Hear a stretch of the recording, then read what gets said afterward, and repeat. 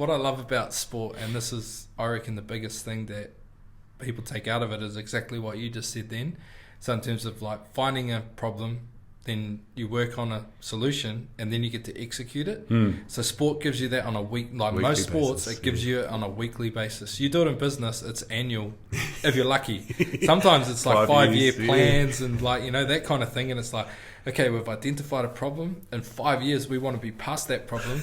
And then it's like, but you get to year 3, you're like, what was our problem? Like, you know, because different things pop up and evolve and change. But in terms of sport, like, it gives you that accelerated learning. Feedback, and constant feedback. Like, I think about it constantly in the way that we train, because we have an outcome focus of what we want to get out of training. We don't just go and train. So whether it be, even if it's a fitness training, it's outcome focus. So there's a certain amount of meters that we want to run in a certain amount of time. So straight away you've got something to leverage off. So it's like, okay, even though it's going to hurt like hell, but at least you're going to know where you stand, right? You don't just go out there and run, and then the trainer's like, oh, you didn't do that well today. And it's like, oh, why not? And it's like, well, you missed all the times. I was like, oh, what was the times? Because you know the times. They're like, you should be hitting this.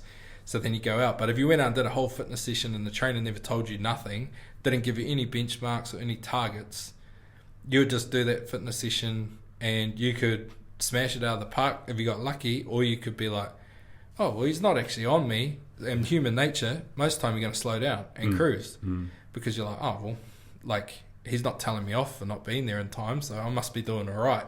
And I think that's what happens in business, because there's so often it's hard to get those, when you have a big goal, it's hard to get a close marker or what does that change look like? And I think that's something that we're trying to work on a lot here in terms of the organisation, and that's something I've purely taken out of my sport career, is that you need those constant little checkers or markers that, okay, like, yes, we want to get fitter, but how do I make sure I'm getting fitter this Monday, and I don't wait till 4 months or 3 months time or 4 weeks time when I get tested. Like, if we've got those little markers along the way, then it's easy to see if you're kind of staying on track. But I think it's like, it's harder when it's in a bigger kind of picture and in business and corporate world, especially with us here, because it grows so fast.